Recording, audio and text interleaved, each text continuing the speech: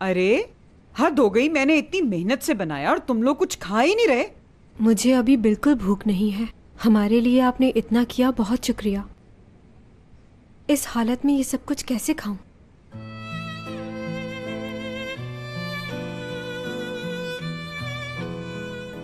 Epic बेटा, तुम तो खा लो, तुम्हें तो ये बहुत पसंद है, तुम्हारी पसंद का बनाया है। वहां से ब्रेड उठाओ और इसको चीज में लपेटो, ऊपर प्याज रखो और खा लो। मेरी प्यारी बेटी हो ना, खा लो। पता नहीं उसने खाना खाया भी होगा या नहीं।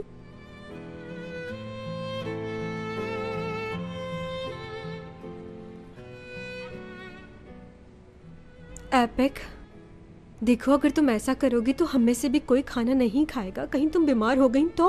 करीम ने ऐसा कुछ नहीं किया, हम सब जानते हैं और ये बात साबित भी करेंगे। तुम अकेली नहीं हो, हम सब तुम्हारे साथ हैं। मुझे मालूम है कि आप सब मेरे साथ हैं, लेकिन मैं करीम का क्या करूं? मैं जानती हूं कि वो वहां नहीं रह सकता, वो बहुत ही नाजुक है। मैंने कहा उसे कि उस आदमी के पैसे पूरे कर दो और तुम बाहर आ जाओ, लेकिन उसने कहा कि मैं अपने ऊपर चोरी का इल्जाम नहीं लगवा सकता। सही कहता है वो भी। हाय अल्लाह, क्या करूं इन सब का। मैं ये हैंडल कर लूंगा।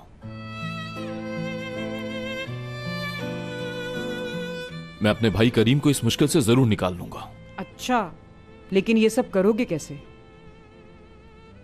अम्मी, मेरी प्यारी अम्मी, इस जहां की सबसे अच्छी और खूबसूरत अम्मी, आप फिक्र ना करें, मैं ये मामला संभाल लूंगा। ठीक है, समझ गए हम, तुम हैंडल कर लोगे। शाबाश बेटा, लेकिन तुम ये सब कुछ करोगे कैसे? मुझे जिस हद तक भी जाना पड़ेगा मैं जरूर जाऊंगा और अपने भाई को वहां से निकाल कर रहूंगा। यही मेरा आखिरी फैसला है। अब मैं मजीद यहां पर नहीं रुक सकता। मैं भी चलती हूँ। उठो, जल्दी उठो और जाओ इन दोनों के साथ। हाँ। मैं यहाँ पर बैठकर खाना खाऊंगी, आप ये समझती हैं क्या? मैं भी जाऊंगी। प्यारी अम्मी, बात सुने। हम जब तक वापस आ रहे हैं आप हमारे लिए बहुत सारी चीजें बनाकर रखिएगा।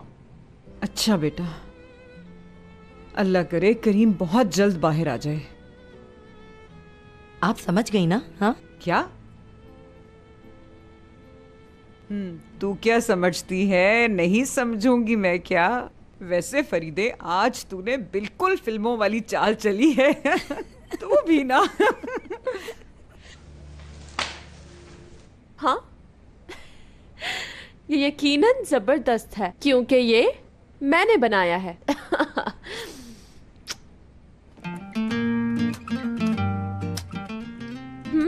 हाँ, मैं भी बहुत थक गई हूँ।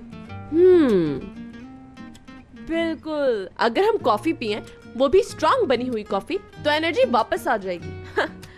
हाँ हाँ, तो तुम कहना चाह रहे हो कि हमें कैफेटेरिया नहीं कॉल करनी चाहिए क्योंकि जमील शायद उधर हो। ठीक कहते हो, ना बुलाना ही बेहतर है क्योंकि जमील को अगर बुलाया तो वो फिर दोबारा मुझे प्रपोज करेगा मैरिज के लिए और ये मैं बिल्कुल नहीं चाहूंगी। चलो कोई बात नहीं, हम अपना काम करते हैं। हाँ हाँ हाँ हाँ, व्हाट? बस चुप कर जाओ, ये मेरा मसला है, मेरे सर में दर्द हो रहा है। मुझे नहीं करनी इस बारे में बात, नहीं करनी। शाला,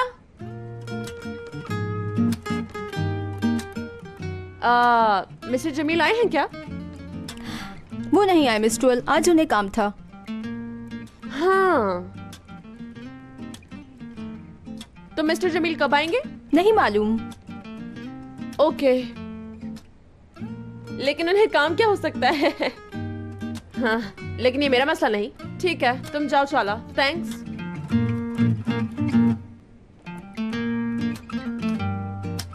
अब खुश हो? तुम खुश हो ना? अब मैं काम पर जा रही हूँ। जाओ और अब कहीं और जाकर हंसो। अब मैं तुम्हें और नहीं देखना चाहती, जाओ यहां से।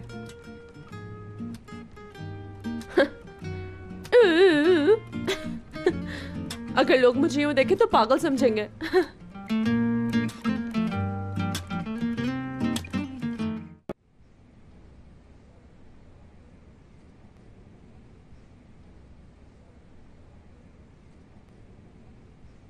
कोई परेशानी है क्या? नहीं तो। तुम मुझे कुछ ठीक नहीं लग रही। बस रात को नींद पूरी नहीं हो सकी, इसीलिए थोड़ी सी थकन हो गई है, और कुछ नहीं।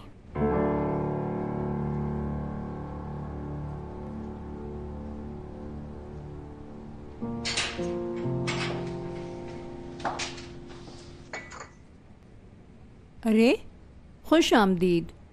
अरे बेटा, ये क्या हुआ है? ये क्या हुआ है? मामूली सा एक्सीडेंट हुआ है दादी जान, और कुछ नहीं। बताओ बेटा। मुराद, तुम दोनों को क्या हुआ है? जख्मी कैसे हो गए और बताया भी नहीं? ऐसा कुछ नहीं हुआ है, हम आपके सामने हैं, देख लें। ये एक्सीडेंट कैसे हुआ? सच सच बताओ मुझे, तुम दोनों के साथ ये एम्ब्रे ने किया है ना? आपको उस पे शक कैसे हुआ? शक नहीं है मुझे, यकीन है कि ये सब उसी का किया धरा है। वो हॉस्पिटल में है, कोमा में है, लगता है उसे ब्रेन हैमरेज हुआ है। चलो ठीक है, तुम दोनों जाके आराम करो, जो जैसा करेगा वैसा ही भरेगा। कोई ऐसा है जो इस घर की खुशियों को बर्बाद करना चाहता है, तुम समझो मुराद। मॉम, आप खुलकर बात करें मुझसे।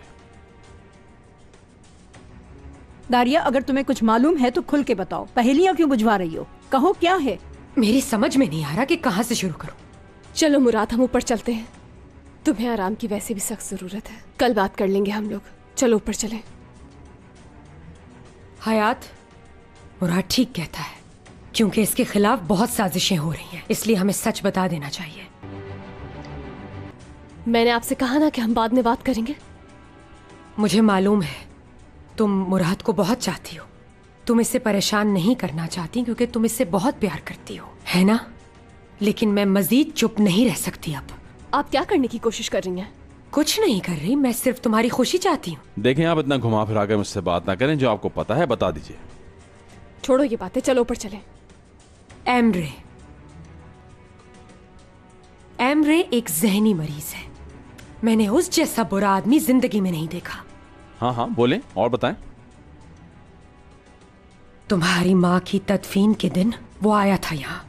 मैंने उससे पूछा कि वो यहाँ क्या कर रहा है, घर पर कोई नहीं है और मुराद भी अपनी माँ के जनाजे में है। उसने मेरी एक नहीं सुनी, घर के अंदर आ गया और मुझसे उल्टी सीधी बातें करने लगा। कैसी उल्टी सीधी बातें बेटा? मुझे कहने लगा मेरे करीब आए। मुझे बदतमीज। मेरा कसूर सिर्फ इतना है कि मैंने उसके बुरे वक्त में उसकी मदद की थी। उसका मसला क्या था?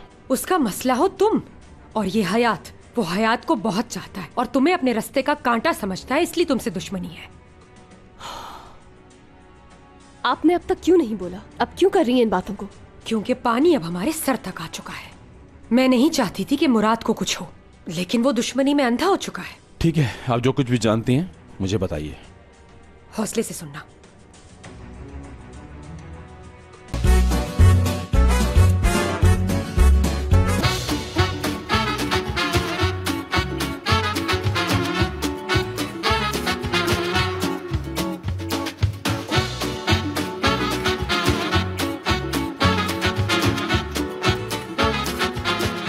Aşk laftan anlamaz.